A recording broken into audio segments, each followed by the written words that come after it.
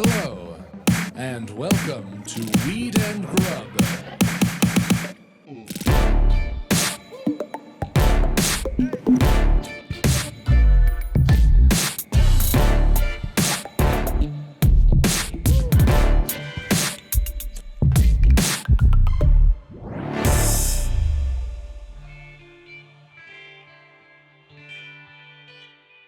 Plugs up top.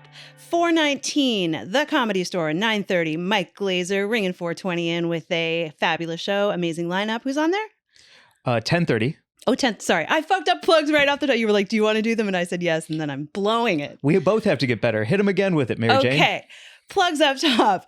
419, a 10:30 show at the Comedy Store with Mike Glazer, featuring an incredible lineup of comics, including Becky Robinson, Matt Edgar, Brian Moses, Temisol, Billy Wayne Davis, a surprise guest brought to you by Urban Leaf Dispensary, which is right next door to the Comedy Store. So as we ring in 420, hop on over to Urban Leaf, buy yourself a blunt, use code Glazer23, get a big fat percentage off, and then come to the show. And then the very next day at the Ice House in Pasadena, we have a 9:30 Weed and Grub live show with Lindsay Adams, Brian Babylon, and Jenny Zagrino. And it's going to be such a blast. We had an incredible time bringing our live show to SF Sketchfest, and we're going to do it again for all our lovely friends in LA. So head on over there to get your tickets. Our link is in the show notes. Yes, and I also want to add, thank you all for listening. Please tell a bud about us, because we just saw our chart information about where we are on the comedy. Bert Kreischer, we're coming for you, baby. We cracked into a new level this past week. We got a little pop. We got a little pop, and it's because of all of you leaving reviews, listening, telling more buds about us, following us on Instagram and YouTube. So thank you. And the machine, you're about to be broken. I'd also like to thank Snoop Dogg up top, because I think talking about him and his antics at WrestleMania are part of what gave us that little pop, because people want to hear about that guy, man. So Snoop, if you're listening, we're ready for you anytime. You would be our ultimate guest. I'm done with the... Yeah, we're going to wrap it up after that. Yeah, after that, Seth Rogen's like, can I come on? And I'm like... No, we had... we had Snoop, We had the goat. Those are good plugs. Nice job. Yeah, nice job. Do you want to get into the actual episode now? Sure. All right, then I'm going to hit this. Okay. But and then are you going to say hello? Yes. Hold on. You're going to take a long time. Oh my God. So I'm just going to sit here and vamp while you smoke that, and then you can hand it over. I'm going with glass pipe again. Oh, you're trying to make glass happen? I'm trying to bring glass back. That's like making fetch happen. Did you ever see Mean Girls? Of course. That's not going to happen. You don't think glass is on the comeback? Is Fetch Mean Girls or Clueless? Clueless. Shit. I got that fucking wrong too. It's okay. I'm just blowing it. No, I got your back. That's what we do together. We take care of each other. But yes, I am trying to make fetch happen. You're trying to make glass happen. I saw you pull out that pipe a bunch when we were running around downtown LA on the weekend, and people were like, what are you doing, man? That's crazy. That's a crazy move. Anytime you see a glass piece get busted out these days, it really is a double take. Yeah, because you've either got tech, like a beautiful Puffco Proxy or something like that, or, like a PAX, or you've got a nice blunt or a pre-roll. But like pulling out a packed bowl, that's such like a weird fucking wook move. You know what I mean? It's funny you say that too, because I kept offering it to everyone. Yeah, and they're like, no thanks. Yeah. I don't have any lip sanitizer with me. You'll smoke my joint, but you won't smoke my bowl. Hand it over. I'll smoke this bowl. What did you pack it with? Stony Moose from Alaska. Ah, thank you. I'm down to the very last couple of bags of Ketchikan Stony Moose. Oh, I can share some with you. I still have a little Tupperware full. Man, it's just an all-day vibe for me. As I'm editing this special, I'm smoking Stony Moose, and it's a heck of a combo. I'm enjoying it. Which one is this? What flavor? That is the end of the runts, and I can't remember the exact name. Uh-huh. Yeah. It's delicious. Thank you. So thank you for smoking my bowl. You're welcome. Trying to make glass happen. I'm trying. I think it's time for it to come back. Tech has had... Well, first, what up, Mary Jane? How's it going, Mike? Good. Welcome to Weed and Grub, everyone. This is a podcast about comedy, cannabis, culture, cooking, calling shit out, and smoking out of glass, evidently. Yeah, actually, I'm going to say chaos. And chaos. We saw some really wild shit this past weekend that I cannot wait to get into with you. Yes, it has been a chaotic swirl. Holy smokes. It's been fun. I've had a great week. I have too. Birthday swirls and then downtown swirl. Yeah. We celebrated your birthday this weekend, and we also saw some shit that I will never forget. Well, let's get into it. We are here in Petty Cash Studios, so if you're watching our YouTube, you can see that we've now got photos. So Mark, if you could, producer Mark, put up our... Oh, great. There's our poster. Yeah. Come to our show at Ice House. Yes. I'm sorry. I have to finish this thought. Okay. I think tech has had its day unless you're Puffco, and glass is back. I'm just calling it now. I don't think glass ever went anywhere. Yes, it did. Nobody's carrying around bongs and glass pieces anymore. Maybe a Sherlock here or there at a festival, but nobody has a glass piece in their pocket. They never did, though.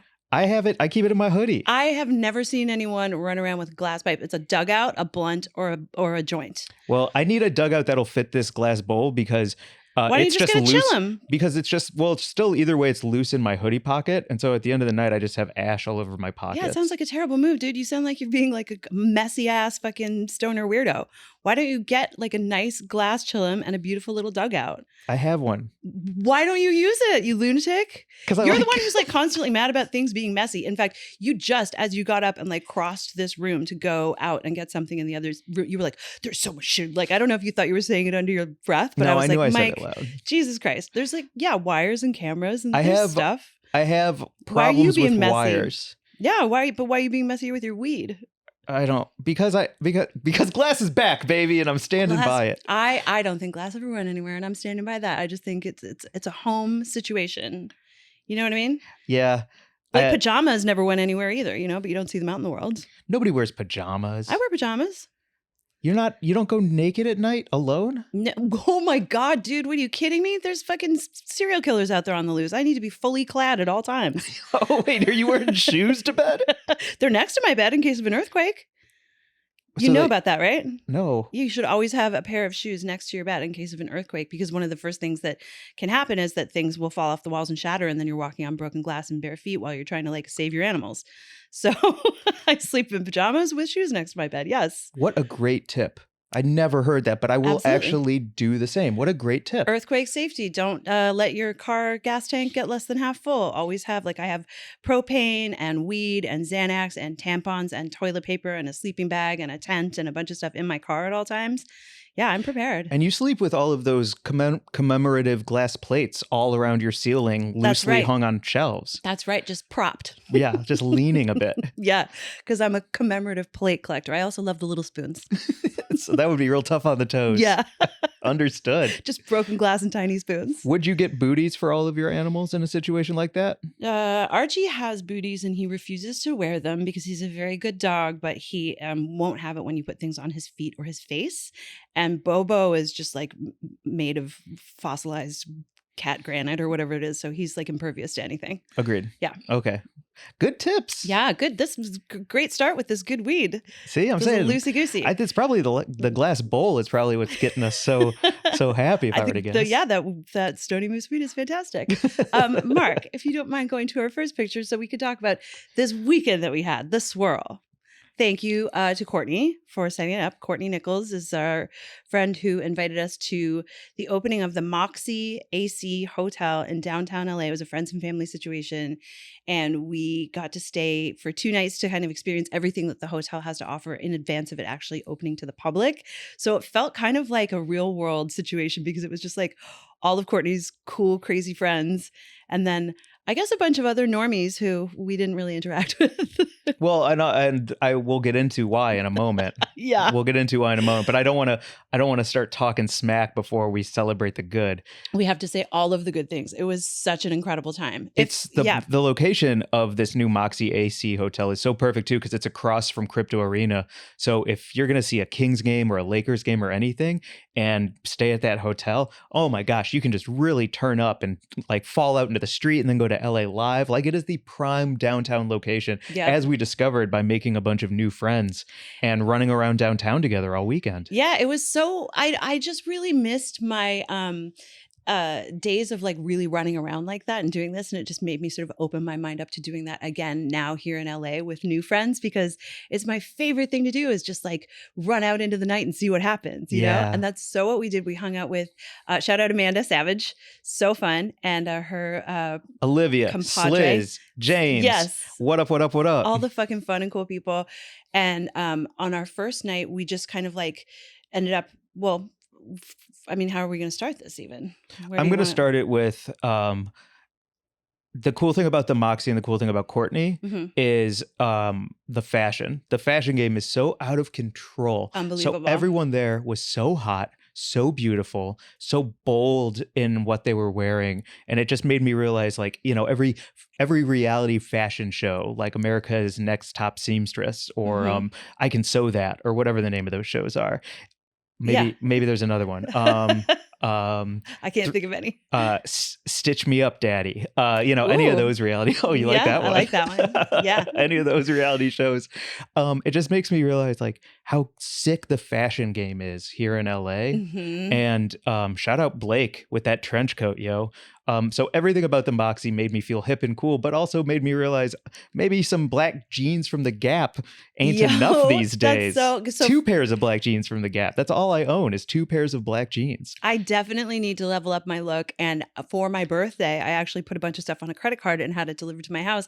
And I was so excited to wear it this weekend. Speaking of Blake's fucking awesome trench, I ordered myself a trench because when we were in Paris, I saw this woman walking down the street and she had the look I wanted. It was like powerful, comfortable, sexy, just like had all the vibes. And it was like high-waisted, wide-legged pants with like really fucking cool sneakers, a long trench, and then a kind of clingy top. And she just looked so fucking great. And I was like, I'm going to get myself like some high-waisted, wide-legged pants and a trench. And so I ordered it all online and it came. And the pants, great. The trench coat made me look like Paddington Bear. How so? What do you mean? Because it was so big. It was so oversized that it was swimming on me. I'm not a small person. Currently, I'm not small at all. And I'm very curvy. And so I ordered a size that I thought would fit me. Evidently, that size is way bigger than I actually am. Papa Bear. Yeah, it looked crazy. And the sleeves were really long. I was like, is this made for a giant? So anyway, I had to return it. But I am excited. I've like set my sights on getting like cultivating a cool new look that involves great outerwear and some statement pieces. Heck yes. We got to go. Also natural fibers. I'm throwing everything that is not like cotton or linen or any other kind of natural fiber just the fuck out. That's great. Polyester, get away from me. Yeah, I think if you have the opportunity to do that, that's a really good call. Yeah.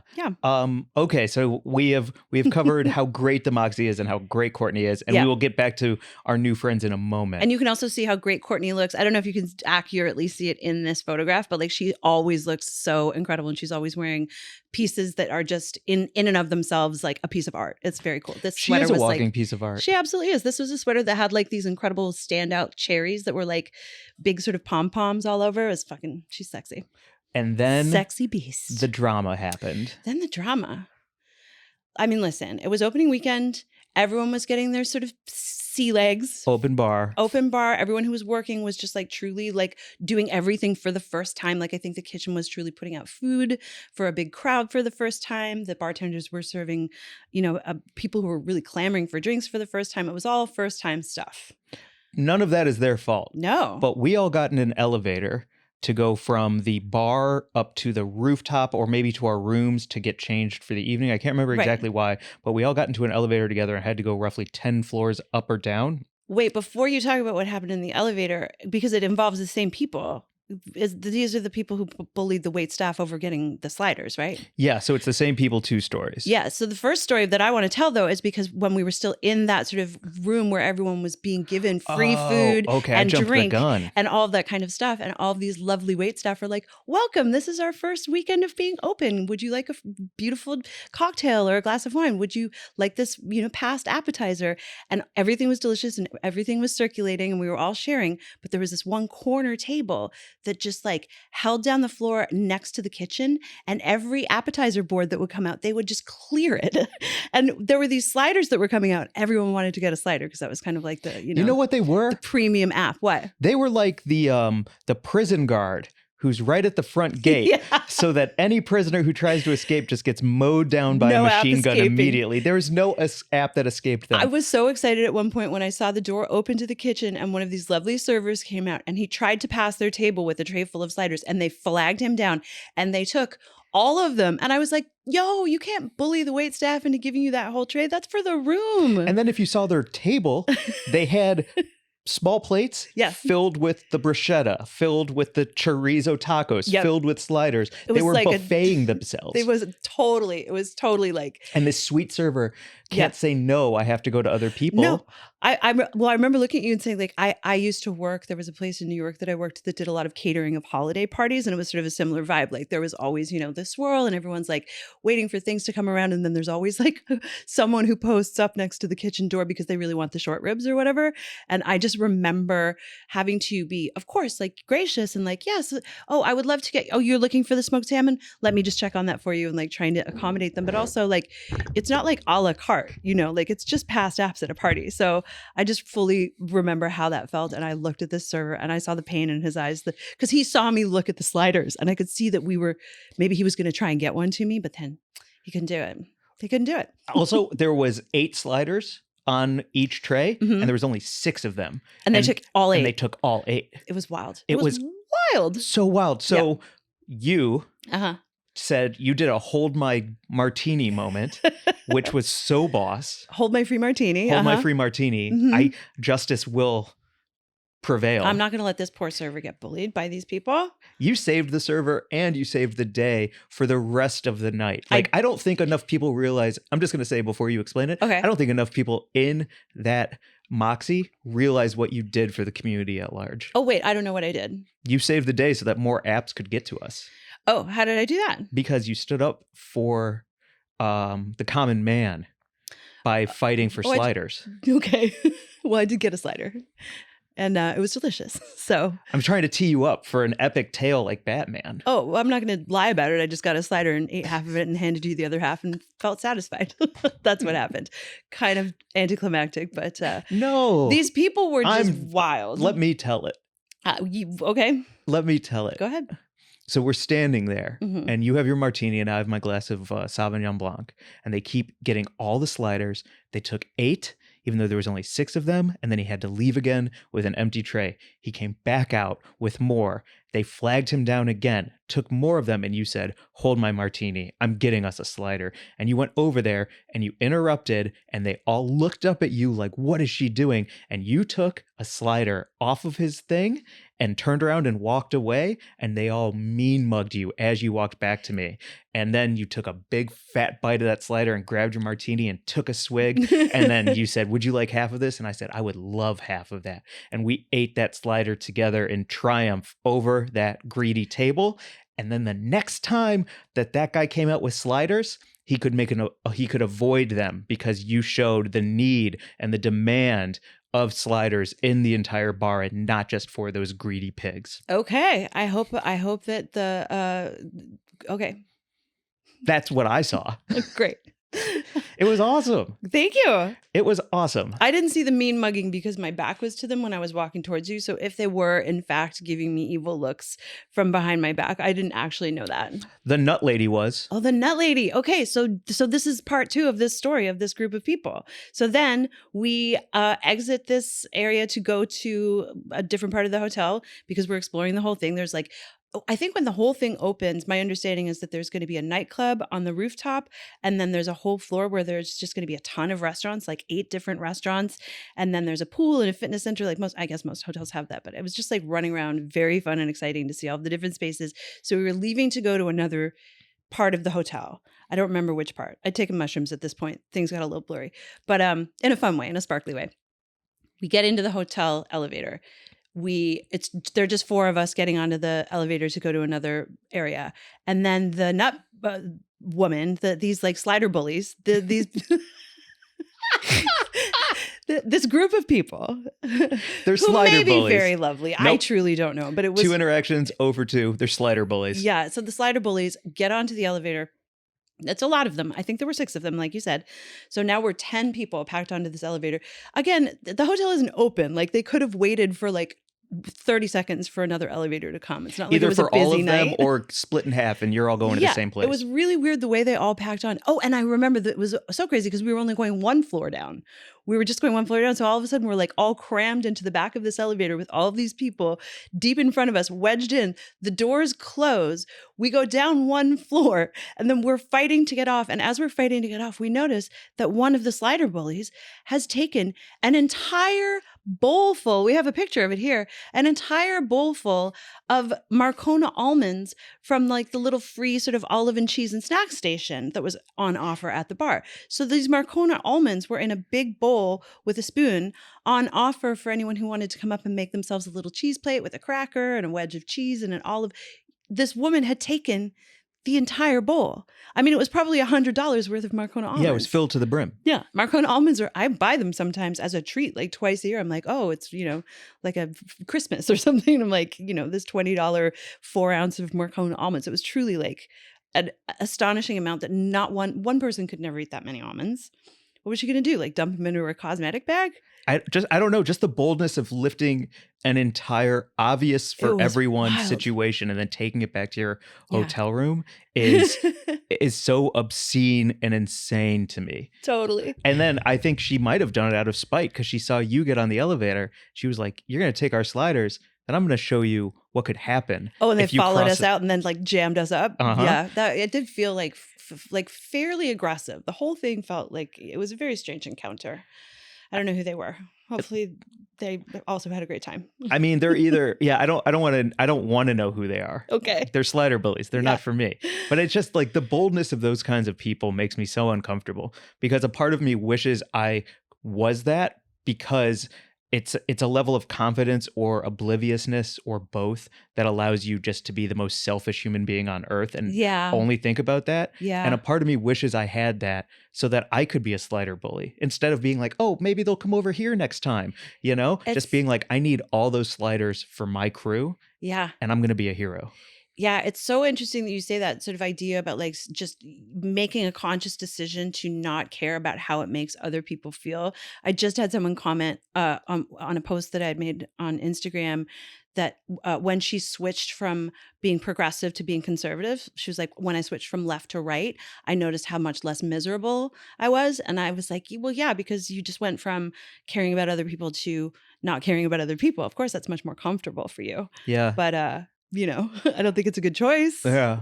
I feel like that also ties in hand with like this Gerard Carmichael joke where he talks about how he used to be left and then he started making a lot of money. Right. And all of a sudden the right made a lot more sense. Of course. Right? Yeah. Because you take care of you take care of yourself, at least financially. You retain your assets. Yeah. I'm not obviously not doing his joke. He's very funny. But that was the premise was that. Yep. Like thinking about me first. Right. Yeah. Before we go on, I realized, Mark, we didn't put a timer up, but I don't even remember. I don't know how long we've been talking now. Mark said we've been doing 5 minutes. We've been talking for 17 hours and it's a marathon. Oh, he said 20 in. Okay, great. Great. Oh, okay. So we've talked about some of the drama. Yes. From the Moxie. We've talked about the celebration of the Moxie. I also want to get into the new friends we met at the Moxie because I had one of the best late night dinner experiences of my entire life. Oh my God. It was freaking magical. I want to hang out with these people more and just live like this all the time. Yeah. Well, I think it's like... Thank you, producer Mark, for fixing our clock. Sweet.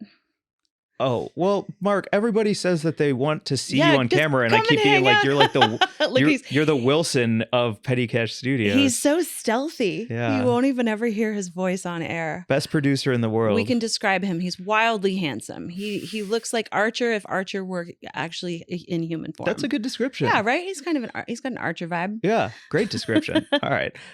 So we took mushrooms. Everyone was smoking out of my glass bowl because they were like, "Man, it's so cool that that's what you bring around." Oh my God. And then all of us. And I had a doink. I smoked a red Congolese doink. Yeah. That Amanda gave me. That was real nice too. Mm-hmm. And we all separately had the same idea, which was I've always wanted to go to Pine and Crane, which is this of note restaurant here in LA. I think there's 2 locations. It's a Taiwanese place that's just fucking bomb. And so I have quite a few things to say about this place. But first of all, we got in there. We rolled in like around 9:20. The place supposedly closes around 10, but we rolled in like 10 people deep, grabbed a bunch of menus. You order at the register, and then they just bring everything out to your table.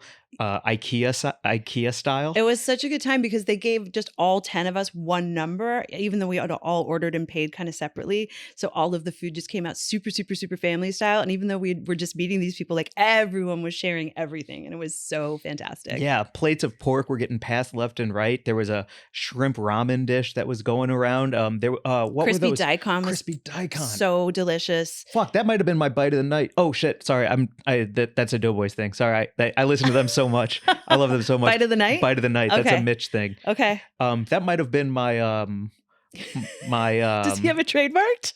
No, but it's his own idea. What? It's a That's my cream corner. Yeah, thank you, producer Mark. My cream corner is that fried daikon with whatever that seasoning was. Oh, it was so creamy and crispy. Mm-hmm. Yeah. Wait, please. but the night before we went to Pine and Crane, we had this savage moment happen where we were hanging out. We were trying to get into this place called Joey, and they told us it was going to be a half-hour wait. So we went to a place across the street with friends, and then they had more friends come to meet them. And just as those friends showed up and were at the bar ordering a drink, we got an alert that our table was ready. And we were all so stoned and hungry that we didn't even wait for the friends at the bar. And we just like crossed the street. Like I ran through traffic to get to that restaurant. It was savage. It was savage. Savage. So yeah, by the time we got in the restaurant and we're all ready to order, the other two people who ordered their own drink, chugged it, and then got across the street were like, what the fuck? I would normally, that's such bad manners. I would normally never leave anyone in the dust. Like if I'm traveling with a group, especially if I'm dining with a group, I would never, I feel like I was being a slider bully in that moment. Like I was taking care of my own needs, not thinking about anyone else's potential like hunger level or need for, anything. I was just like getting me I was a conservative. I was like a GOP eater. Whoa. Oh no. How did it go? How did it feel though? Because you did terrible. I had diarrhea later. You did. Yeah, that midnight burger was a bad idea. Nobody needs to hear about my diarrhea though. Oh, the mushrooms, burger and diarrhea. Mushrooms and a late night burger and some sushi and 2 martinis. Yeah, that's a bad mix. It was a bad mix. Yeah. Learned my lesson. Ate clean the next day. Did great. But I think in that moment, you being a GOP eater and being like, the reservation was made. Our table has been called. It is a hard table to get. I don't care who I leave in the fucking dust. I'm getting there and I'm gonna sit down and look at that whole menu and order everything I want before the kitchen closes. Yeah. Yeah. Which brings me to what I wanted to say about Pine and Crane and Joey's. Mm-hmm. Before we get into, first I'll say the Pine and Crane meal. The food is fantastic. The company was great. I love a family style spread. Mm-hmm. But both of those nights, because of timing wise, we were there with only around 40 to 45 minutes until close. Yes. And I get crazy anxiety about that. I know you do. It's so funny. Sometimes I hate it so also much. Just going to a place that closes at 10 and I'll be like, it's only 9:30 and you get really like bent out of shape I about say it. no, I won't do it. As someone who worked in restaurants though, I can tell you that the posted closing time is where they stop seating people. That is not actually when they need to shut down the restaurant. Like I worked at a place where the closing. Look at Mark. Yeah, Mark. I worked in restaurants for 20 years, dude. Mark's going crazy over there. I'm not saying I liked it, but if the posted closing time was 12 o'clock and someone walked in at 11:45, we would seat them as though it was 8 o'clock and we would give them the attention that we would give to a table that was seated at 8 o'clock. And I know it makes you crazy, and not any restaurant worker who's listening to this is like, yeah, fuck a table that walks in at 11:45. But I'm not going to I'm not going to walk in 50 minutes before closing. But like this place, I would have walked in half an hour before and stayed until 10:15. That's fine. I think that if it closes at 10 and it's 9:30, you can't go. Oh God. I really do. We really disagree. Because it makes me so anxious. I'm truly like looking at the clock. I'm like, oh my God, it's going to be 10. It's going to be 10. We have to eat real quick and get out here because they want to go home and I don't want to bother them. And I don't want to see, I'm such a progressive that I guess. Yeah. I'm a GOPer when it comes to restaurants and you're a fucking lib. You care too much about the restaurant workers. And I'm like, they're fucking making money. What are we doing? I'm going to live them a nice tip. Mark is going to kill me when we walk out here. Mark said the 9:30, if it closes at 10, only. Is to go only. That the last half hour is an only to go time. Okay. We can actually, I would love to hear from folks who listen to this podcast, your thoughts on this, because there are so many different different ways of thinking. Like when I worked at the NoHo Star, which was the place that closed at midnight, we actually were not allowed to technically lock the door until 12:05. And I think I've talked about it on here. There was one rich photographer dude who lived across the street, and he would stroll on in at 12:04 and order a fucking medium rare steak and a bottle of wine. And it was just infuriating. But, you know, I would just send everyone home and I would stay as, you know, with one server. I was a manager at the time. And it made me crazy, but also, you know, that's just what you deal with.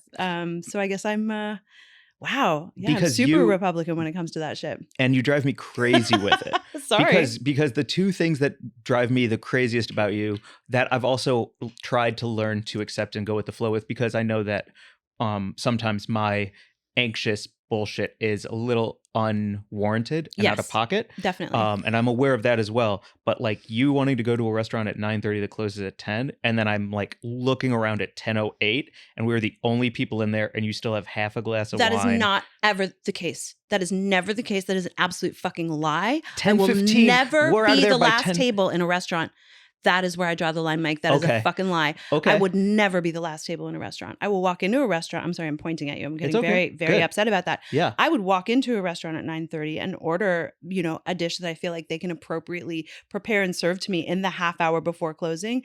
And then I will finish my glass of wine in that 15 minutes after closing. But I certainly won't be the last table, and I'm never going to hold up anyone from going home. Ever. So if it was like 10:06 and they Mhm. close at 10 and we were the kind of the last table in there, it would be time to go. And we would I just would have like, paid the check and I would be finishing my wine. Absolutely. But if Okay. there are like 5 other tables in there, I'm going to take my time. see, okay. Even with those 5 other tables there, I don't want to be in the mix with that riffraff. I don't want to be in the mix with Okay. these selfish GOP eaters who are just like, well, if they're here, I'm here, and if I'm here, like that's how we get into bandwagon bullshit, I'm man. not- And next thing you know, it's an hour later, and there's 6 tables, and now it's over. Totally. I don't disagree with you. I also just feel like I put in my time in restaurants for 20 years where truly, like I started working in restaurants, I think when I was 17 or 18, and I worked my last brunch shift when I was 38. Mhm. Like I was, you know, Yes, there. yes. So I feel like that's part of it. And also like I'm a great tipper and I'm nice to servers and I don't send things back and I'm never going to be disrespectful and I'm never going to be too loud and I'm never going to be the one who's like bitching because you're out of something. Like I'm a good customer and I feel like what I bring to, you know, a place is like that's the payoff is that I can stay a few minutes after closing if I'm not the last table and if I'm enjoying my last bites.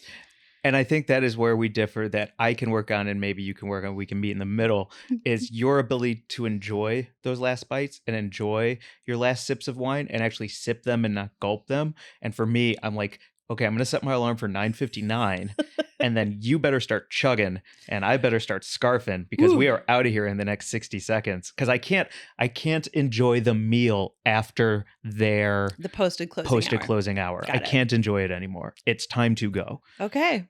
That's how I Noted. feel. This is where we'll have to meet in the middle. Yeah. So this is a great place for people to chime in, like Allie did with bananas and my brother and everything else. Yeah. Yeah. Where do you stand on restaurant closing etiquette? Is this a good spot to read our latest letter that we got Oh, that's perfect. from a friend? Yes. Actually, yeah. Mark, if we can skip ahead in the pictures, Yeah. we'll get back to those. We've got to skip. But Oh, there here it we is. go. We've And got, I'll pull it up. Yeah, we've got a fun letter. And thank you everyone for writing in. We've actually been getting more letters lately.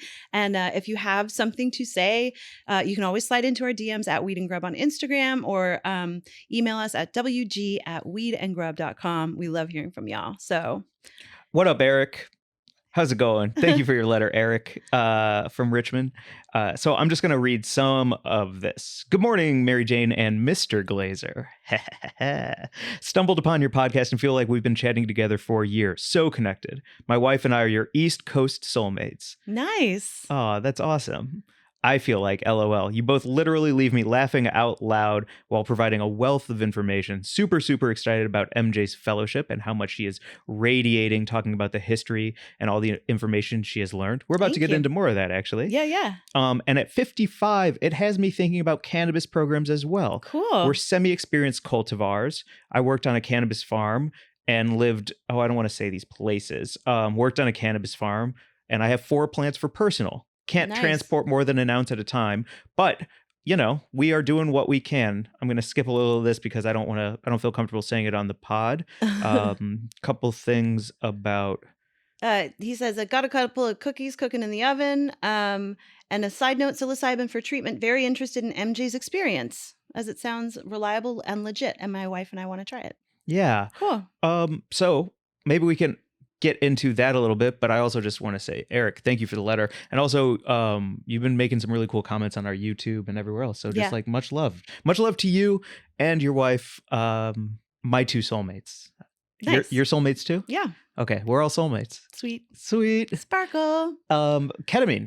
Ketamine and psilocybin. I've been getting some really wonderful psilocybin microdoses lately at like 200 milligram capsules. I've gotten them from a couple of different spots. I got some from one of our new friends this weekend and really enjoyed those. And then also there's another place, and I just it's really interesting to try different people's microdose capsules that they're making and how they how I experience them. And it's really helping with just kind of like regulating my mood, I want to say. I don't want to go much further than that because I really don't, obviously I'm not a prescribing physician and I'm not an actual medicinal patient technically. But do we want to put another picture up? Yes. Okay. Because I also just realized that, Mark, can you go backwards, please? I realized the parts that I wanted to skip were also in that picture. They were on the screen. Yeah, they were on that screen. So moving on. That's why I was looking at it and you're like, I'm not going to say that. And I was like, well, it's fully in the video. So anyway. This is why I'll never get away with a crime. Yeah. Like, I'm never going to be a good murderer. I'm never going to be. You're so nervous. Like, you won't stay in a restaurant past the moment that it's posted closing. You When I'm too considerate. Mm-hmm. You know what I mean? Truly. Like, I do think about that sometimes. I think that you're too considerate. I think I'm too considerate. Overly considerate? Yeah, to the point where it's like unnecessary. I would push back against that. I think I'm too nice. I don't think so. I think I'm That's one thing bit that of I a saint. wouldn't say about you is that you're too nice. No? Like, I think you're nice, Uh-huh. but I don't think you're too nice. Okay. Also, I don't think you can call yourself too nice. You can never really self-diagnose. I was thinking about this the other day. I was like, I'm a good person. I'm a nice person. And I was like, it's not up to me. I got to let other people draw their conclusions about me and then hopefully let me know if I'm fucking up. But I can't really know whether or not I'm a good person. I just have to do my best all the time. Truth. Yeah. And not get pushed around. And truly, truly, truly do your best. And then hopefully you will understand how well you're doing because of the returns that you get in friendship and love and general sort of like goodness in the world. Like, that's what lets you know, not because you tell yourself. I actually heard someone say the other day, just randomly, I heard this girl say, she was like, her friend was running late to meet her. Mm-hmm. And she said, well, that's okay because that means I just get to spend more time with my favorite person, me. And I was like, what a wild thing to say. Is she funny? I don't know. I just overheard it. It was like at a cafe. And I was like, what a crazy thing to say that you're your own favorite person. I'm so uncomfortable. That's where my anxiety kicks in. I have like massive anxiety around what other people think of me. Right. Well, you couldn't even tell the slider story good. And I thought it was pretty badass. And you're like, and then I got a slider. I don't know. I just get worried that people are just going to be like, shut up. That's not how it happened or whatever. That's exactly how it happened. I have wicked anxiety around that. That's where my anxiety lies. Is where?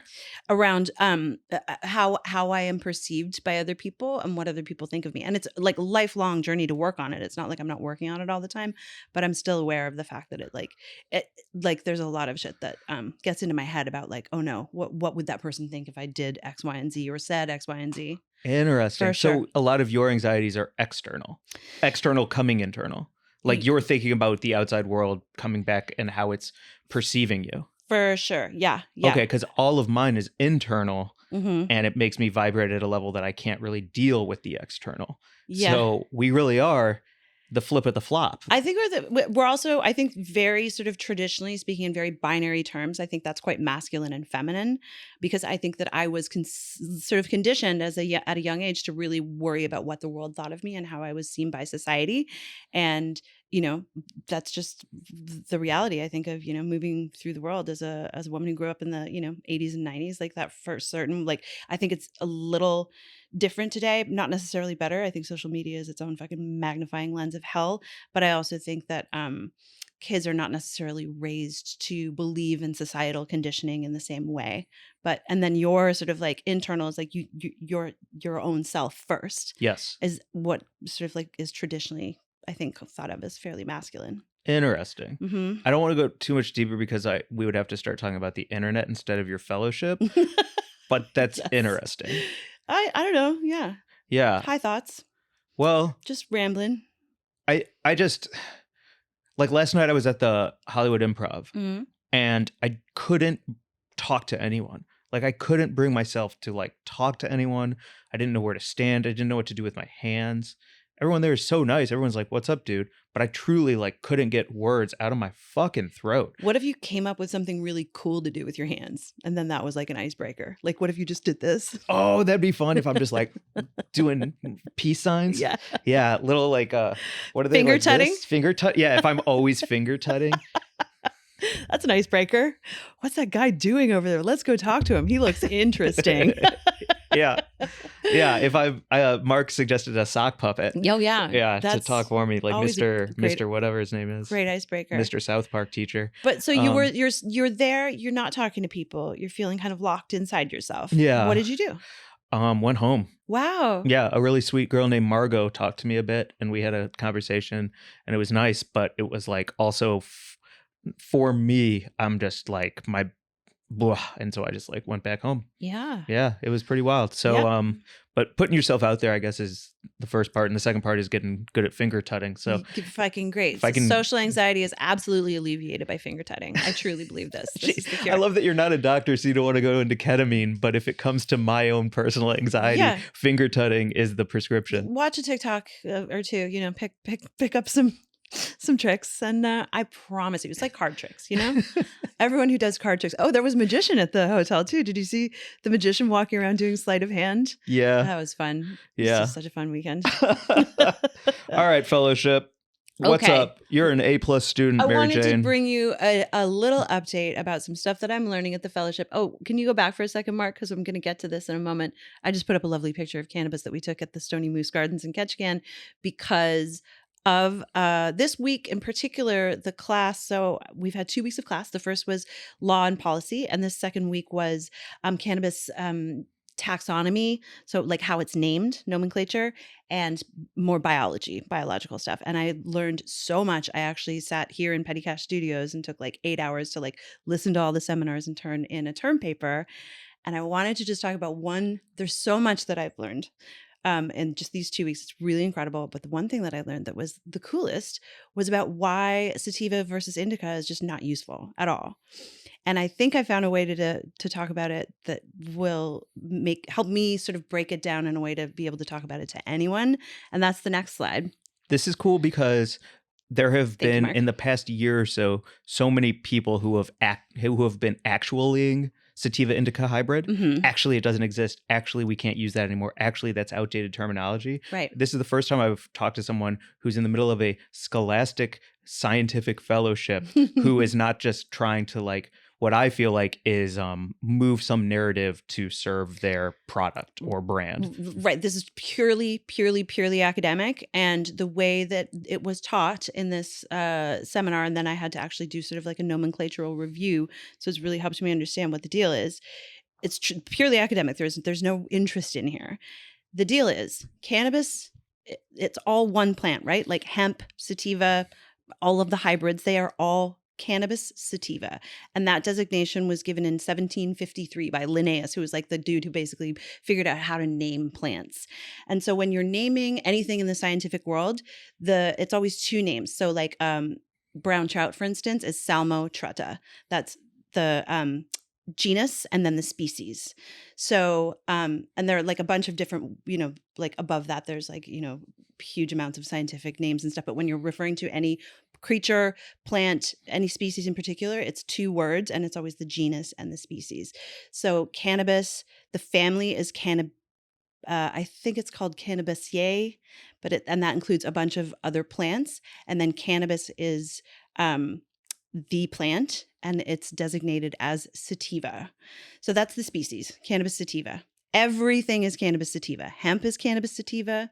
Indica is Cannabis sativa. Sativa is Cannabis sativa. It's just one species of plant. Okay. So a species means that all of the different variations of that plant can look different, but they're all, when you go right down to the DNA, they are all similar enough that they cannot be distinguished from one another. So for instance, like when you run the DNA coding for like a human and a chimp, there's an 8% difference in our DNA. It's not a whole lot, but it's a significant amount, even though we're like very, very similar. And the threshold for declaring something, whether or not it's sort of like dissimilar enough to be its own species, is 2.7%. When you look at all of the cannabis plants, sativa, what are termed indica, hybrids, hemp, auto-flowering, all of them, the difference in DNA coding with all of those different kinds of plants is only around 0.4%. They are all the same species. So that's why indica and sativa are actually not useful. It's because sativa and indica were sort of considered to be expressions of that one species, but now they have all been interbred so much that everything is hybridized. So it's like scientifically just not useful. Everything is cannabis sativa.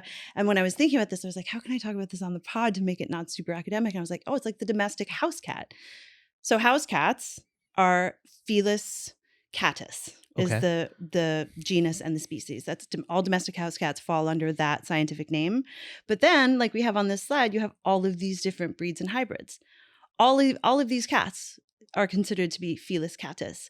So like every cannabis breed, if you've got, something that is truly considered like a land race sativa, like Durban poison, for instance, that is just one version of cannabis. It's not its own species. So that species of Durban poison is still cannabis sativa. Correct. Everything is cannabis sativa. Wow. If it's a gelato, if it's a ruderalis, if it's a fucking hemp plant that is just, purely grown for fiber, it's all cannabis sativa. So all cats are Felinus notus or whatever it is. Yes, catus. Catus, All Felinus domestic catus. house cats. All domestic house cats. Yeah, but then if you have like a panther or a jaguar or a cheetah, those are different species. Okay. But that wouldn't fall under the cannabis plant. Those lions and jaguars wouldn't fall under cannabis sativa. They'd fall under their own species, right? Right. Yeah, they would be Felis jaguaris, or I don't actually know the scientific names for those. I'm sure you're close. Animals, but Yeah, like Felis is the family, so they would be cat. So Felis, and then the species would be probably something close to what the common name is in many cases. So even though it's all under cannabis sativa as a species, everything that we smoke, everything that we do, is it fair to say that everything is a hybrid of cannabis sativa then? Yes.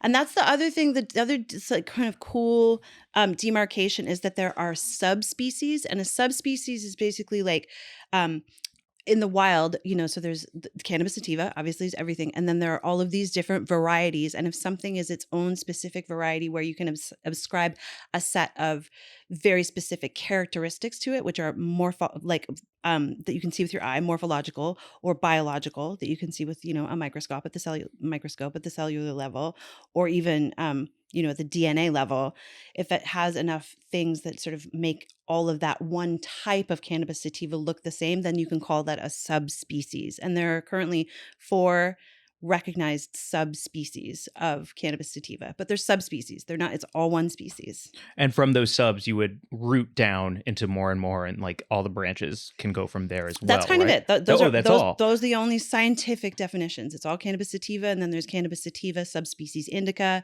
cannabis sativa subspecies sativa, and there are 4 total recognized subspecies. But it's not really taxonomically helpful to talk about them scientifically as anything other than just sativa, cannabis sativa. That was my next dumb question, is like, what do I do with this information now? Especially as either a consumer or, you know what I mean? Because everything is like, now we're in this state of the culture where it's like calm, comfort. Right. Oh, you need like a 75% THC indica doop bop boop boop, and it's $80, but it's worth it because of the sleep you're gonna get. Like all of this shit is going on in the market. So like what does this tell me? Oh, so that's an awesome question. So the great thing that we can now look at is really, like you're saying, it's about the cannabinoids. It's particularly about what the cannabinoids are going to do to affect you and what you're particularly looking for. If it is effect-based, you're going to want to look at the cannabinoid profile. And I think we already pretty much know this,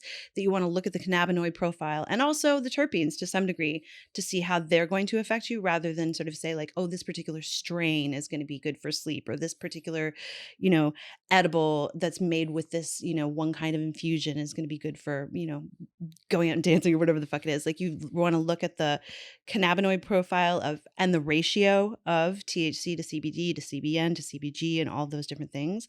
And also what the terpene profile is to some degree, because those will, I'm going to learn more about it this week because we're in chemistry now. I think the exciting thing about that is because for the people listening to this who have not been to a dispensary or seen like legal packaging, it's the most convoluted nutrition facts I've ever seen in my life. Like there's no correct way to write that nutritional fact the way that there is in the FDA for like cereal. Every cereal box, the nutritional facts are laid out in a very clean, understandable way. And on the side of a package of flour, it's a mishmash of bullshit half the time. And it's all such tiny print that it's almost not helpful unless you're carrying your jeweler's loop with you to the dispensary. So if we can actually move away from indica sativa hybrid and big up the font of terpene profiles and of these percentages, that is why something like this to me is valuable to learn. Yeah, because now we don't need it. You're looking for a Maine Coon? Okay, that's going to be like this particular combination of cannabinoids and terpenes. Oh, you're looking for like a Persian? Like that's going to be this combination of stuff, but it's really not about sativa, indica, or hybrid, exactly as you're saying. And just also to know that like people who are doing research on cannabis just consider it all one plant with different expressions. And I think that that's not news, but it was explained to me in a way where I really, truly understood it. Well, it's news to me because I don't trust somebody who works in PR. Right. Unless they're also like Dr. PR. Dr. PR. You know what I'm saying? What a great name that would be. Well, we do know one guy who changed his name to, what is it? Dr. Olympic? Dr. Award Show. Dr. Award Show. That's true. We'll get to that another time. But we know a man who changed his name legit to Dr. Award Show. Great choice. Fucking hell, man. Anyway, this is so great to learn from us from like a scientific standpoint, because I don't have enough of that in my life. And you doing this fellowship is allowing me to trust things that I might already think I know, but I'm suspicious of why it's important. It's pretty neat. One other thing that we did learn that I thought was really cool is they studied the germination rate in because cannabis is largely transported. Cannabis seeds are transported by water. They're also transported by animals who are eating and then pooping. And just like sloths are responsible for the spread of the avocado, which I learned recently because sloths were the only ones who were like eating and pooping out avocado seeds. Whoa. Large grass-eating animals like bison are in many cases responsible for the spread of cannabis. And there was a researcher at the University of Vermont who decided to see about the germination rate of seeds going through an animal, like what percentage of seeds would germinate. And so he fed his dog 1,000 hemp seeds and then like followed his dog around and collected all of his dog poop and like did this whole thing with this. And we had slides of this sweet dog named Oakley, and it was like, here's the germination rate when all of these seeds went through Oakley. It was 13% germination rate. It's a nice germ rate. Not too bad. And then it was like, oh, well, what does it look like when it goes through a person who like an animal who chews, because dogs don't chew. And so then he performed it on himself. Dr. McPartland, I believe is the researcher's name. And he then ate the same amount of seeds himself, performed the same experiment on himself. And it was a much, much lower germination rate because he'd crunched the seeds up. Because he was crushing them up. Mm-hmm. So we need carnivorous seed germination animals. Or herbivores are the best. Well, no, because they would crunch the seeds, right? I don't know. I guess the bison weren't crunching them. They're not chewing them. They're just swallowing them whole? I guess so. Interesting. Yeah. Also, what a cool experiment to that guy. Like, I think it'd be so easy to make like some poop jokes and be like, oh, is that what? But straight up, that's fucking cool. Scientists are the coolest people on the planet. Like truly, truly, truly. And I'm so excited to be like learning from scientists who are studying cannabis. This is my first time really being in close proximity to cannabis researchers for an extended period of time. They're geeks. I love it. Mm-hmm. They're fucking nerds, and it's the coolest thing in the world. Dang, that's really neat. Yeah. Oh Following man, your dog around and just like measuring the germination rate of the seeds he poops out. that's really That's cool. a good job. Also, 13% is a lot higher than I thought. Oakley's really cute too. Is this a good place to get to our news? Because it is about science and research. It is. I think we have a slide. Is it? Did we put it up? No, there's yes. So no, it was. Yep. Thank you, Mark. So Grub Gazette this week is coming from Greta Thunberg. She tweeted about it. Hold on. And everybody, when we put up our Greta Thunberg TikTok, and everybody who's like, fuck that kid, shut that kid up. Oh, like a little girl's going to save the world. Yeah, maybe so. Mhm. Shut up. Shut up. She is drawing attention to the climate crisis in a way that very few other people have, with her school strike and now, just her activism in general. And she's grown into just an incredible fucking young woman and activist. And she's not a little girl anymore. I believe she's 19 or 20 now, and she's fucking kicking ass. She just tweeted this week, I don't know what is scarier, the fact that atmospheric CO2 just hit the highest level in human history, or that it has gone close to completely unnoticed. And then she links to this graph where it shows that atmospheric carbon dioxide just hit the highest level in human history at Mauna Loa, which is in Hawaii, on April 6th, 2023, up 3.84 parts per million from 1 year ago. And I think it comes from the National Organization for Atmospheric Administration, which is at NOAA. And it's fucking terrifying. This is the first time in human history that it has been recorded at this level. I don't know much about this, but my logic brain says we breathe oxygen and we release CO2. Correct. So it sounds like there's too many people in the world and we have more CO2 than oxygen, and CO2 isn't healthy. It's definitely... That's my like dumb dude, not science kind of logic brain guessing what this means. It is absolutely on the right track. The rising CO2 levels are part of a major piece of the climate crisis, and it's largely due to destruction of the things that breathe CO2, which are plants. So the Amazon rainforest, and just, like forests and wetlands and grasslands and natural habitat around the planet is a huge part of it. Also spewing pollution into the air, which is then affecting carbon dioxide levels. Like the output from a lot of fuel emissions has huge amounts of carbon dioxide in it. So it's not that we're breathing too much, but I think everyone should breathe once every 5 seconds. Everyone should breathe less. Breathe less. It's actually really, I do slow my breathing when I do meditation. They'll do like, and breathe out on a count of 5 and breathe in on a count of 5. And it feels really nice. So yeah, that's a Navy SEAL training thing. Breathe, under high stress just breathe situations, less? focus on your breath, breathe less, and everything else gets more dialed in because you're just thinking about one clean thing. Clean meaning like a clean thought, Mhm. and it makes decision making that much more pinpoint and ability to not second guess. And yeah, breathing it's all breath work. It's all breath work. It all comes down to the breath. Okay, Yeah. so everyone breathe less. Everyone breathe less, and we'll save the world. And also fight to save, all of the things that we need to save as well, like the Amazon rainforest and our own local fucking parks and trees. I got a pitch. What? Well, you know how on that one episode we were talking about how we know more about Andrew Tate than the fact that the ozone layer is being healed? Uh-huh. I think we need more holes in the ozone layer now to let that carbon dioxide out. Oh yeah, that's a good idea. We need to poke a couple holes, let the CO2 out, stitch them back up. Right. We should, fuck the Montreal Protocol, ramp back up production of chlorofluorocarbons. Mm-hmm. More cows releasing methane farts. Yep. And just poke a couple holes in the ozone. We want that ozone looking like Swiss cheese. Yeah. And then once it all escapes and we can get rid of the pollution and stuff like that.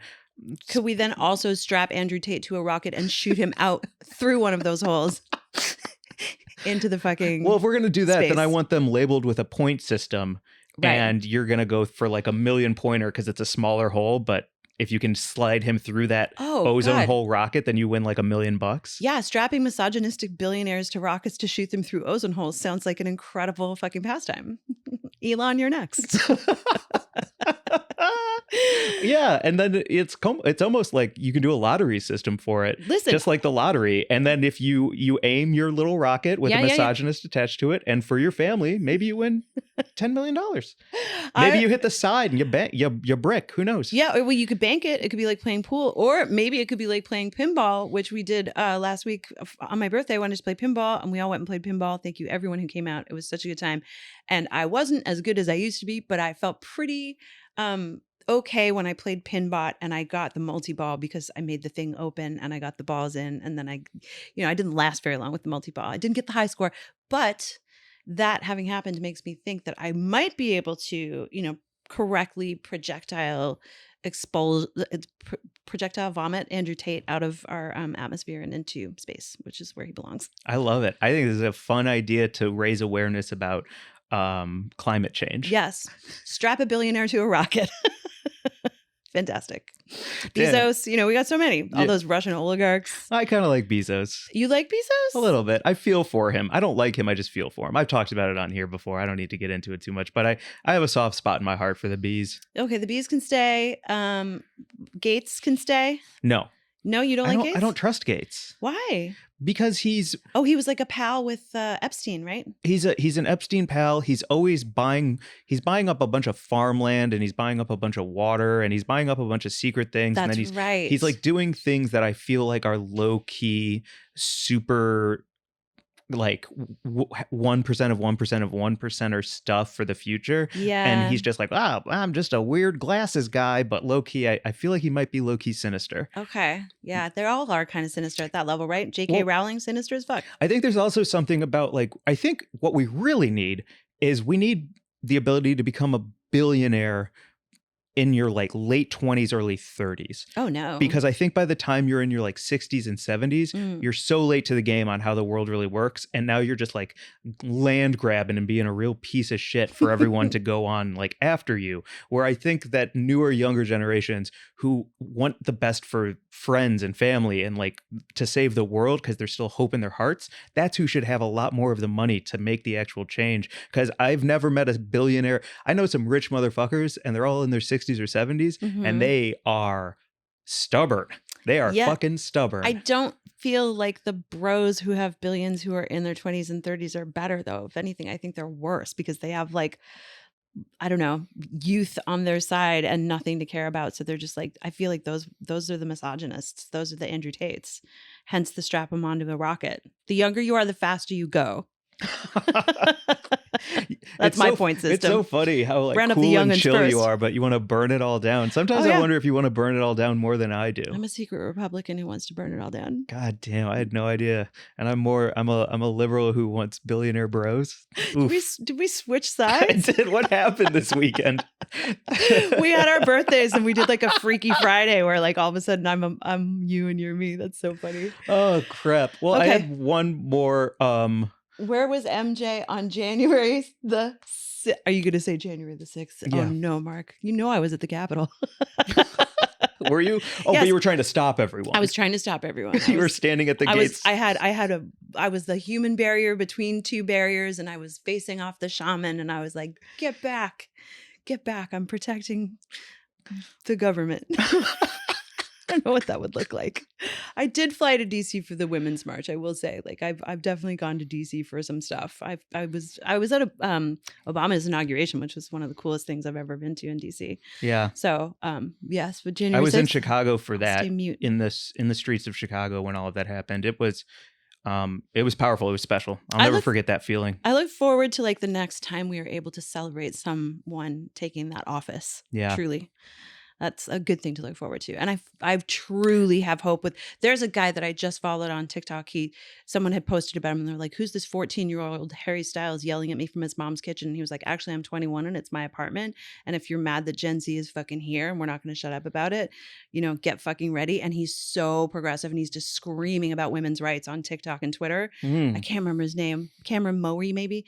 Anyway, it was thrilling because he's saying everything that I'm so excited to hear from a young white dude. And I was like, oh my God, he's showed up and he's pissed about fucking gay rights. He's pissed about women's rights. He's pissed about civil rights. He's pissed about all of the shit that all of the right wing are doing, and he's like a young TikTok star, and Cool. I was like, okay, I'm not as terrified all of the time when I sort of see that bubbling up. The fact that the Gen Z activists are showing up in Tennessee right now in wake of the shootings, the fact that those two young lawmakers, the black lawmakers who were expelled from the Tennessee legislature, are looking likely that they're going to get their seats back. Like there are things moving in the right direction. So Excellent. Yeah. And the more rockets we can use to get the bad I guys got out of rockets here. ready for fucking days. I love that in your perfect world, we save the world and we save the climate by shooting more rockets in Yeah. this space because long term, If you're a problem, you get strapped to a rocket and fucking launched. she's more of a monarch than we thought. Good Yeah, God. I wouldn't be good in charge at all. I would be making arbitrary decisions based on how I feel about you, which is truly not good for anyone. Do we have time to get to this thing that I wanted to Yeah, I bring think up so. before we do Buds of the Week? Absolutely. Okay, because you are inspiring to me with all of your fellowshipness that I wanted to kind of do my own research into something. And I follow Complex pretty closely. It's all the things I care about: hip hop, sneakers, fashion. And they just posted something from a book in 2017. And I'll get to it in 1 second, but I just wanted to say what this is photos from school lunches around the world. Okay. And we'll start here at the US, but hold on 1 second, Mark. But it's important because you were like, cite your sources. I'm learning how to cite sources in science. And so what this was actually by Sweetgreen, which is the restaurant. Okay. And what they did, just to clarify what we're about to look at, was they wanted to show the disparity between American student lunches and those of other countries by photographing what would be in typical school lunches from around the world. It's a representation of what those lunches look like, pulled from a bunch of different school lunch programs and comparing data from real photos that students had posted to social media platforms. So it's a lot of data being pulled to show what a typical school lunch would be in each of these countries. Great. And it just made me like kind of excited to do my own research into something I'm interested in. So for the US, if you're watching our YouTube, you already see it. But if not, it's chicken nuggets, a cookie, peas, mashed potatoes, ketchup. And maybe peaches? So it look like a little fruit cup. Fruit cup, but fruit it's like cup. corn syrup, right? Yeah, those things are sweet as hell. Like those, what are they called? What's the brand? Dole fruit cup. Yeah. Thank you. Right. And then we move on from the US where the school lunch program is real screwed. And we have Okay. something like Brazil where it's like plantains, red beans and rice, salad, broccoli, a nice piece of bread. Wow. That's so interesting. What else do you have? Did you Keep pull going. up a bunch? Yeah, a ton. Italy, where we have some nice penne, maybe some chicken on top of a bunch of green salad, a piece of bread, some kind of like feta, tomato, olive oil, basil situation, and a bunch of fresh, crisp grapes. I wonder if like Italian children actually experience that as a school lunch, or if this is just sort of like some sweet green idea of what, because they obviously like pulled it from. That's what they said. It's Yeah. like data pulled. So this is like a typical representation. Uh-huh. I mean, they left out the canteen full of rosé, but I also wonder know. if like, do Italian school kids eat lunch in school? My thinking was that they would probably go home for lunch, right? Like I feel I like don't think so. like in a lot of, well, when I lived in Paris, a lot of the school kids would go home for lunch. It was so interesting because they really live like they go to the school in their neighborhood.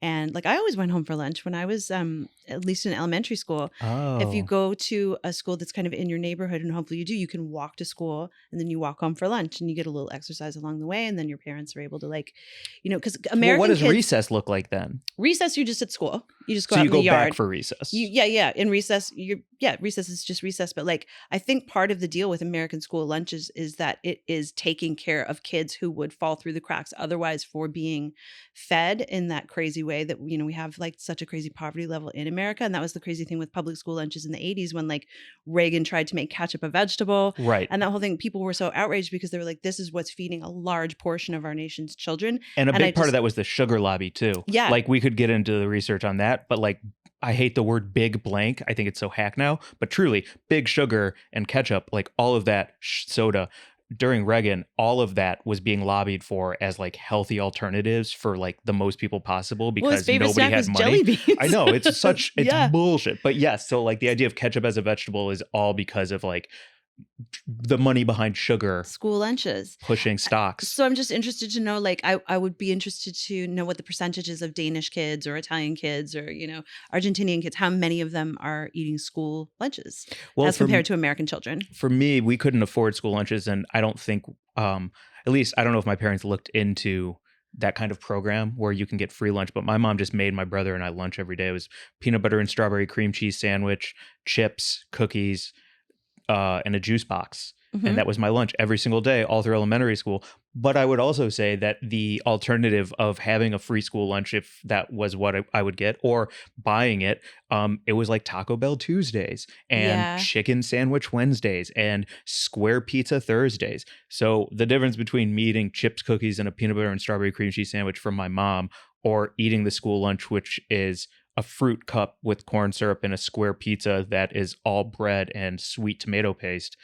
What are we doing? Yeah. You know, like Wild. what a bummer. What other picks do you have? So the next one is really interesting to me because it's Finland. Ooh. And it's like a crepe with strawberries and blueberries, some roasted carrots or seasoned carrots, beets, a nice cup of soup, and again, a thing of bread. A piece of bread. Everywhere seems to have the components of health except for America. The bread that you've showed me in every picture also is like, it looks like a freshly baked whole wheat roll or something. It's definitely not like a processed hot dog bun kind of situation. Yeah, exactly. Interesting. And so I think there's two more. And then South Korea, there's kimchi, and then it looks like some maybe egg with some like rice and peppers and broccoli and a beautiful soup that maybe it's like a miso soup or something. It's got, exactly. Maybe it looks like it's got tofu in it. And I think Korean food is right. That's it for me. God, I love Korean food. It's so delicious. I feel better when I eat it. I'm always full, but I'm not overly full. I have energy. My skin looks better. Everything about this is it for me. This one also, I think, is the only one that we've seen. Well, I don't remember if Finland had meat on it, but this looks like it's all like,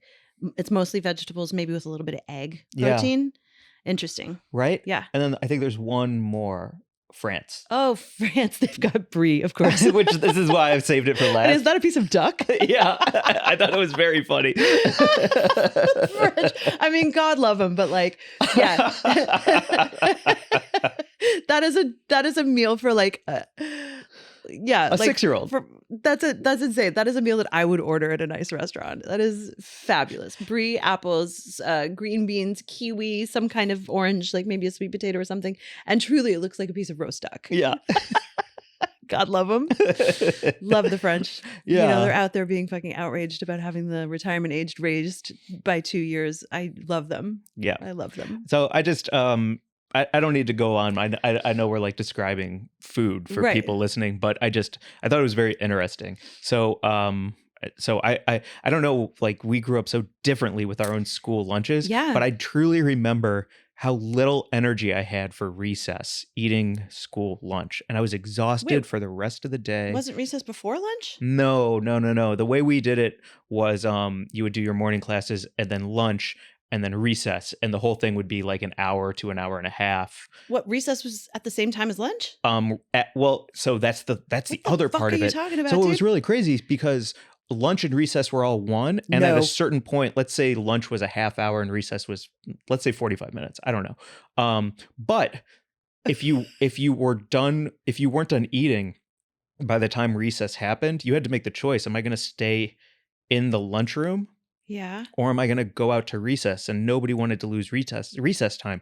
So we're all just like scarfing our fucking lunches to be ready to go outside and play on full stomachs. And then the rest of the day, I just am trying not to like fall asleep. It was real wild. I've never heard of recess being at the same time as lunch. Also, our recess was 15 minutes long. You would have first period. First class would be like from 9 to 9:45, and then you would have a class from 9:50 to 10:30, and then you would get 15 minutes until 10:45, where you could go out and like kick a ball around in the courtyard, and then you would come back in, and you'd go to classes again until like 12:30, and then at 12:30 you would have like your half hour, 45 minutes for lunch, and then you would go back to school until the end of the day. That's what I know. Wow. About for recess. And, no. Whoa. Yeah, you get 1 hour and a half block in the middle of the day to be free, and then the rest of the time you're just in different rooms. No wonder we're so different. Yeah, it's crazy. It's crazy too, because the second half of the day, that'd be when like I'd have history class or something that Dude, you'd be exhausted. I'm done. You're trying to learn. Like, I remember one year they put math on the back end of my schedule. Oh no, it was game over. I think I've cheated my way through every math class. But wait. So did you have recess throughout school? Like, did you have recess in junior high and high school, or just in elementary school? Well, junior high recess was mostly just like making out and fingering each other in the library. But you had recess, is what you're saying. I think so. Okay, so no, I it need was a to yes or know no the question. details, Mike, about what you fucking did. I just wanted to know if you had it. I think yes, because we all played basketball with this dude named Sequoia who could make shots from anywhere. Because he was very tall. No, he was just a sharpshooter. We were all like 4'9" or whatever. But why was boy, he named could Sequoia shoot. if he I don't wasn't know. super Sickest tall? name though, right? It's a fucking great name, but it means like the tallest tree. Well, I don't know him anymore. Maybe he's 7 feet now. Was that his actual name? Yeah, Sequoia. Whoa. That would be so unfortunate if you were named Sequoia and then you ended up not being a tall person. I'd be curious to know. That would be real hard. But he could play ball, and we I want played you to basketball find every him day. and find out if he is a tall person. Okay, I will, because I know got mutuals still. Got The only Mooch. reason to have Facebook is to look up Sequoia. Got the Mooch on the FB. Yeah. Yeah, that's why I keep it too. Yeah. So this. so we definitely had recess all the way through Yeah, because high school. I didn't have recess starting grade 7. There was no recess. You just had school and there was a lunch break. That was it. That sounds really hard. It sounds hard to make friends and understand how to build community and something like that. I think having that recess and being able to hang with your friends and find your social circles is a big part of recess. Not only that, but stretching your legs and my running social around. circles were all extracurricular. I did water polo and swim team and like theater stuff, and I was a rower for a while, and I did German club, and that's where all of my social circle was. I'm not saying I did smoke weed. I wasn't popular every day after school. I did do you want to buy weed from me every day after school? I did that club. What was another club I did? My girlfriend, I guess, was one of them. Yeah, it was. That was club. Club. That sounds so illegal. It was in the library. Okay. I know we're about to get to Buds of the Week, but you're just reminiscing about how hot that was? It was so hot because I had never had it was like one of my first girlfriends that you did stuff with, but we couldn't go to each other's houses at all. So the whole thing was kind of hush hush. Yeah. And so every day after school, we would stay after to study and we would give each other like handy work in the library. Wow. Yeah. And then touch books. Yeah. I pity the librarians. There's no way this might have been before everything was surveillanced, but maybe not. Maybe not. Well, I think you would have been shut down if they had known about it. So I feel certain that you probably got away with it. But I hope you both cleaned up real nice after. I think I don't remember, but Mark just cleared his throat, so we can move on. All right, we gotta go. Is it time for Buds of the Week? Yeah, it's Buds of the Week. Okay, you want to go first or second? I would love to go first. Great. Let's round it out the way that we started. Okay. My Bud of the Week this week is friend of the pod, friend in real life, amazing magician, great Vegas pal. We've known each other now for 5 years. Previous guest, Anastasia Sin at CS Sin on Instagram. An amazing follow, an amazing human. And Anastasia just won the Guinness Book of World Record for the most technological implants in a body with 52. And it was achieved in Milan, Italy on the 2nd of February, 2023. Anastasia Sin, congrats on being in the Guinness Book for all of your technological implants, you cyber human, you. She's, when she was showing us all of the cool things that she could do with all, like she's got magnets and like RFID cards, and she can store information on various, like I can only imagine she can do so much more now. Like, what are these implants doing, Anastasia? If I can remember correctly, and I'm doubting I do, she has like a computer in her leg, in her thigh, and she can program that computer to link up with her phone and also a some kind of thing in her hand, so that she can actually wave her phone in front of her leg and it can call 911. She can tie her hotel key card to her hand, and because she's a magician, somehow it all links up, and then when she goes to a hotel, she waves her hand in front of her room door and it'll unlock.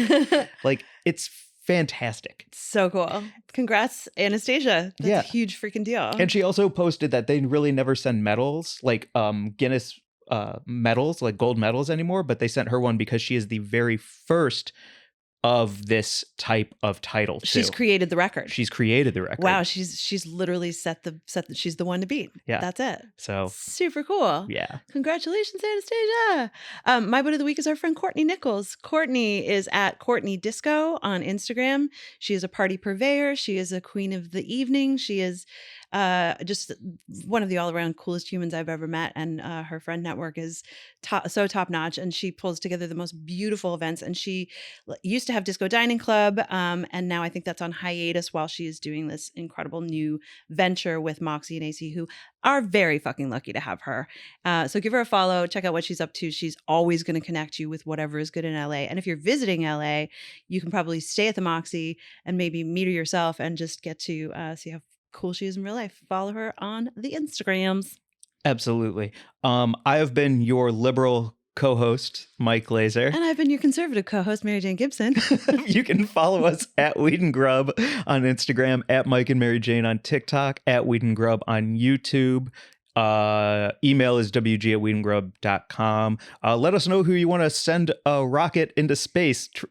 Tie a rocket. Yeah. Let us know who you want to tie a rocket to and send them into space for 1,000,000 points. What your school lunches looked like. What am I forgetting? Leave us a review. Leave us 5 stars. Help us get into more buds' ears. We're so grateful to everyone who's helping us do that right now. And check out our live show if you're here on 4/20, 9:30 at the Pasadena Ice House. We're going to have such a good time. We'll have games, giveaways, stand-up, surprises, magic, and more. Yes. And if you get to a restaurant, and would you go to a restaurant at 9:30 if it closes at 10? What is your policies? Let's not forget. I want to hear from everyone. Agree with me? Bye, everyone. Bye.